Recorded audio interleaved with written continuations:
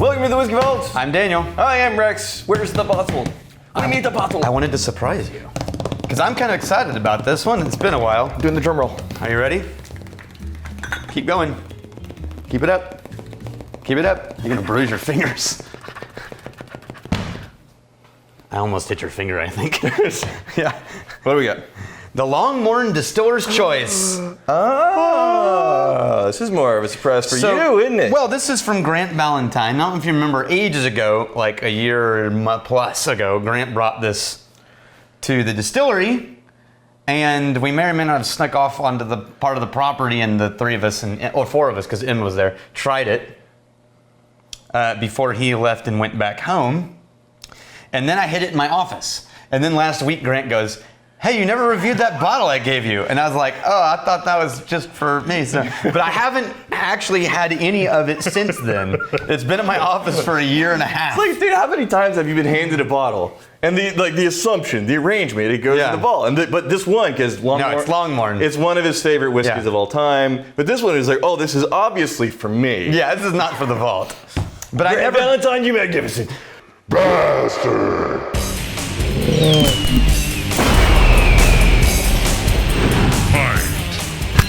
I have no memory of it because I never drank from it since that time. Since that time. That was back in the day, man. So we're going to compare this to my all-time favorite version of the Longmorn 16. Yeah. But keep in mind, remember, Longmorn was sort of a blender's distillery. Right. And then they call themselves the best kept secret in Speyside. But it actually was true. In the industry, it was considered like this. The distiller's whiskey. Yeah. Yeah. If you knew what you were doing. Now, as they're growing and expanding, this is their first entry into the global market with a no age statement whiskey. Which is becoming, I mean, it's already the past few years. Right. Becoming very common to see no age statement NAS whiskeys getting out into the market. Sometimes that's kind of a little sketchy. Other times it gives tremendous amounts of flexibility for the distillery to make new and interesting things. And it doesn't sacrifice quality, it just lets them try new stuff. Yep. Now this is a mix of American oak, Oloroso sherry cask, and then traditional just oak cask. So bourbon, probably European oak, so we flew Oloroso right sherry. by it. You flew right by it. We'll get there. Hopefully you're going to pull it out. But your all-time favorite Longmorn. The 16. It had like a greenish gray type of... Yeah, it still is. I have it over here. We're gonna try and the it. difference between this one and that one? Well, this one is no age statement. That one's 16. All right, but is it the same mash bill? Yeah, no, it's just malt. It's just a single malt. Okay. Right? You're thinking, There's different types of malt. There's different types. Oh, you're trying to recover on that one. No. I see where you're going with that. I listen so good. Not in Scotland. So hard. No, that's not true. I mean, they typically have some like standard malts that the distillery will have always used, and they stick to that recipe. Okay, so like malt experimentation is more of a thing when the younger startup whiskey. And there might be some big distilleries doing some experiments with that. Right. Now, I mean, in the whiskey whippersnappers. Yeah, there's the ones like Waterford, and there's ones in Scotland or like Bruichladdich who are specifically choosing barley from different places, like on Islay or not, you know. But yeah. So it is surprising. We're getting to the nose now. It is surprising to me that this is one of your most all-time favorite distilleries, whiskeys, because it's sweet. It's so pretty. This is not smoky. This is not challenging. Apples and fruit. And floral notes. It definitely has layers. It has complexity and nuance. But as much as you love the smoky scotches, I would assume that you'd be up there with the smokies. Well, because the 16, and I can't vouch for this one yet. Yeah. But the old 16 had this explosion of pepper 3/4 of the way through that made it really magical. I don't know if this will have it. Oh, it does have it, but it's stronger. It's not a delicate spice. It's like, whoa, kind of growls through a little. So I'm gonna have to go to it again. Huh, me too. Because this was a flush of sweetness, and then that ramp up of something that wasn't immediately obviously sweet. It wasn't like the flavor of a spice. It was like the effect of a spice. Yeah.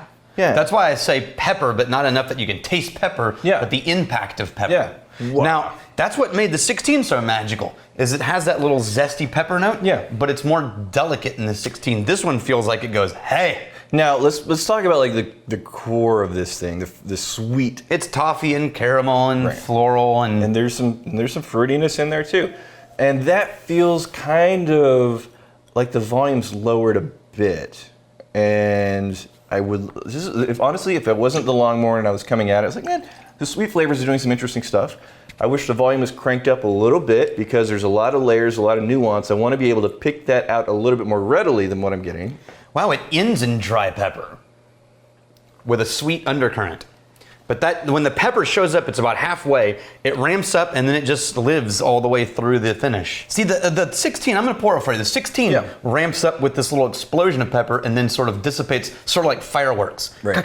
And then gone, right? This one, that pepper note sort of hangs around, which makes me think, actually, this, I was told, and I don't know if this is true, I was told that the difference between the old Longmorn and the new Longmorn that I'm not as a fan of as I was the old one, the 16. Well, hold on.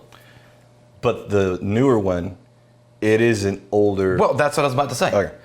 I was told that the difference between those two is that the newer one is actually older whiskey. Yeah. And when you got the older whiskey, you lost that peppery spice zest. Yeah, I mean, so it this goes, being a no-age statement, right. This is presenting more of that pepper zest. So you think the thing that you originally loved about that Longmorn, whenever you fell in love with the distillery, that's something that starts to get aged out. Yes, I think so. Yeah.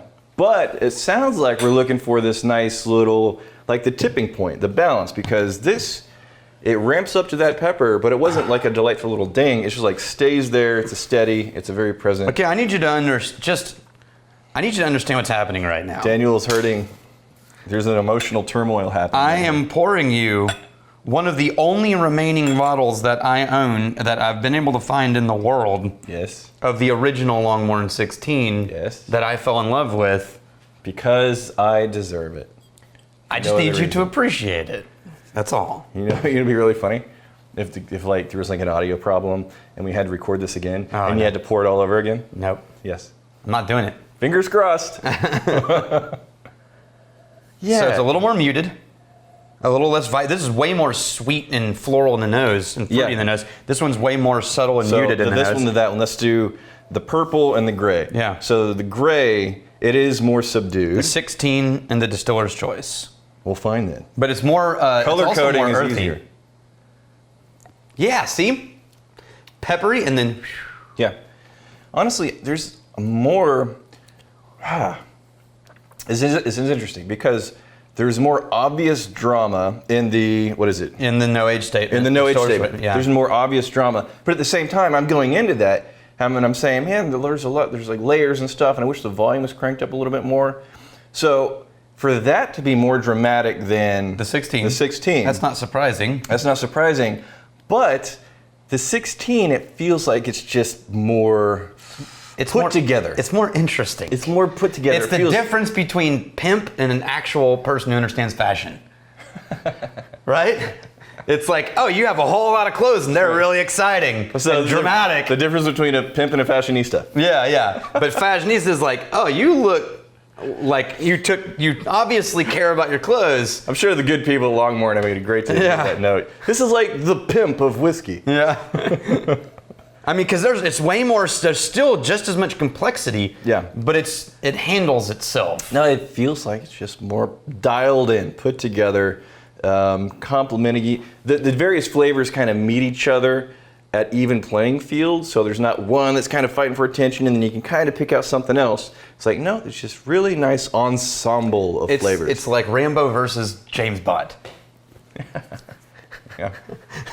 One's the dramatic action hero who's like burning himself next to a fire and blowing shit up in the woods. Yeah. And the other one's just wearing a suit, drinking martinis. What would be the John Wick? And then jumping out of a helicopter. What would be the John Wick of whiskeys? John Wick? I think. Well, Blanton's is what he drank in the movie. Well, but he drinks whiskey a couple of times. I think in the first one it was Blanton's, and then the second one. I don't know. I didn't pay enough Second attention or to the third. whiskey. Shockingly. What's something that's just be really cool. George Stagg Jr. Be a really cool John Wick scene because they do like this really close combat, like gunfight. He'll be up and the guy go doo doo doo, and then he'll roll and he'll do and then punch him and then doo doo doo doo doo doo. If he had to do that whilst in one hand holding a whiskey that he can't spill. That he can't spill. He's doing like backflips and stuff. That's the real superhero. It reminds me just now, there's that Parks and Rec episode. Yeah. Did you ever watch Parks and Rec? Yeah. Where the power goes out when all of the people who are funding her campaign are there to watch it, and they lose power to the cable. Right. And so Andy spends the entire night describing scene for scene movies.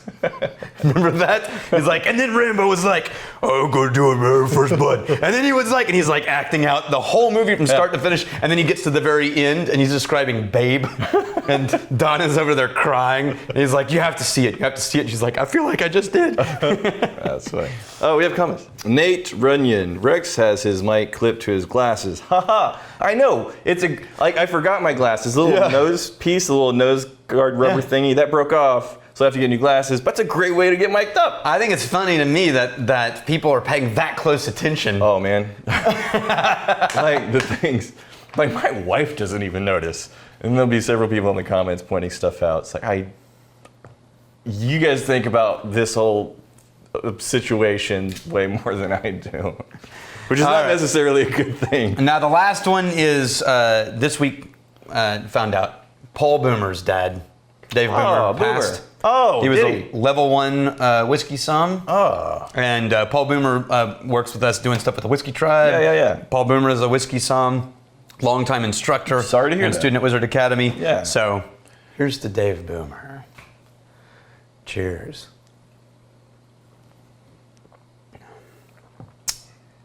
Yeah. That's a good one. Yeah. Honestly, here's the weirdest thing. With like the raising in the glass and the thing, and I like it better. I think because moments like that. You like the young one better? No. Basically, I just tried the 16. Right. Giving some tasting notes, and then I think it's moments like that that force you to be present and intentional and aware. The whiskey was more deeply rich and interesting and tasty. Yeah. Yeah. Yeah. I agree. Yeah. Yeah. There was a less dramatic way to get to that point of being intentional. Was that all the things? That was all the things. Okay. Here's to fighting, stealing, and drinking. If you fight, may you fight for a friend. If you steal, may you steal your lover's heart. And if you drink, may you drink with us.